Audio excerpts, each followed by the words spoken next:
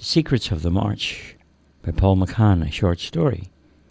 The sound of snapping and snarling echoed through the clear morning air. Suddenly, beneath a blanket of mist, a group of Irish wolfhounds uncovered themselves with wide open jaws and long stretching legs. Running like a flame through the dry forest, the wild dogs chased the prey into corners, and as their victims lay motionless, a presence of the kill protested in vain. Marsh creatures emerged out from their holes and looked on helpless as wild geese and other small animals tried to fight off their savage attackers. Thousands of eyes watched as the wolfhound packs devoured their fowl. Thousands of eyes. And then the sound of a horn blew and scattered the pack of wolfhounds, as from the edge of the forest a group of wolf women emerged, holding fiery logs in their hands.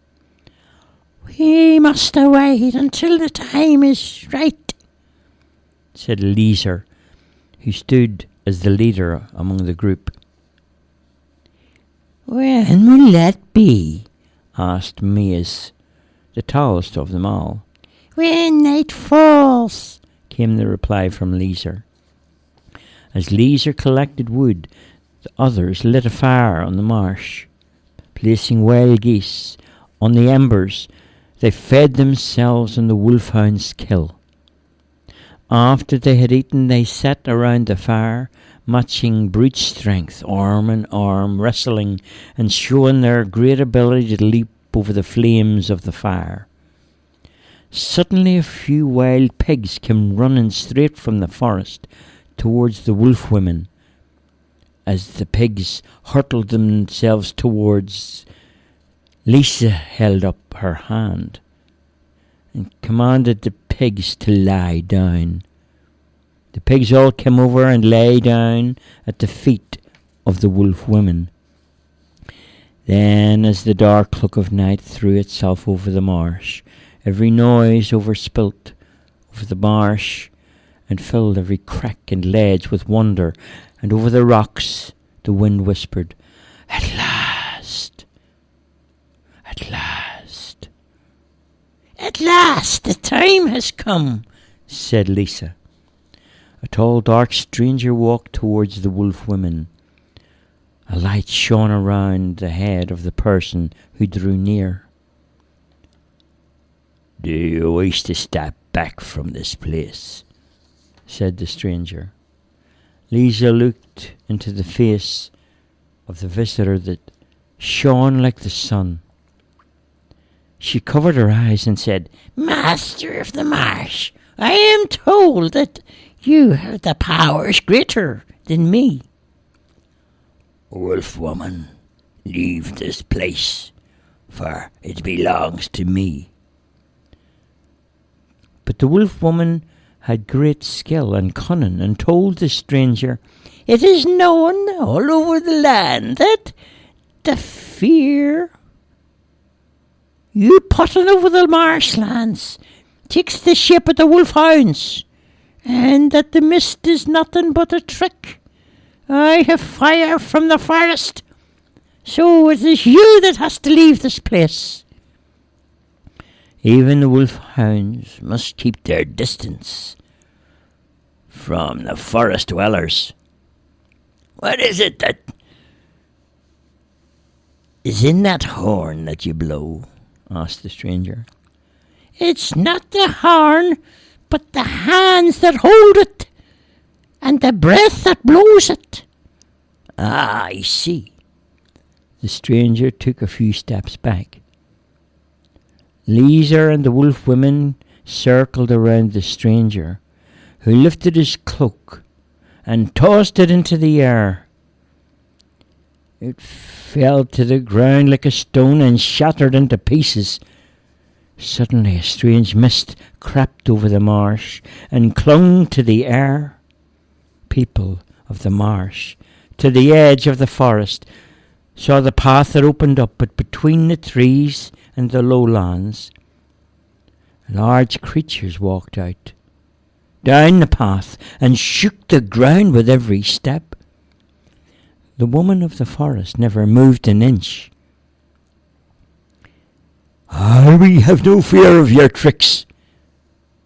Yeah, this is the limit to your powers, then we'll have nothing to worry about. Your illusions have no place here, said Leeser. A number of wolfhounds ran across the marsh. So you fear us, then, said Leeser. Here I am, at home, and you are trespassing. I am the master of the marsh, and I could destroy you all in an instant, said the stranger. I may be so, but I know you have a secret, said Lisa. He stomped his foot and his face stopped glowing. Please, you must understand. Lisa pulled a dagger from her shoulder strap and threw it at the dark figure. The stranger fell to the ground and his body turned into a marsh snake. Lisa and the other women spread their thick wolf skins over the snake. You are now in our keep, said the wolf woman as they bundled up the skins and threw them onto the fire. Where there's nothing to fear, you cannot control.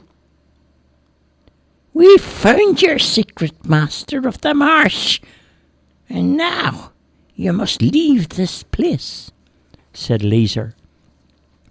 The flames from the fire spat out huge balls of light that spread itself over the forest and returned back to the wolf women.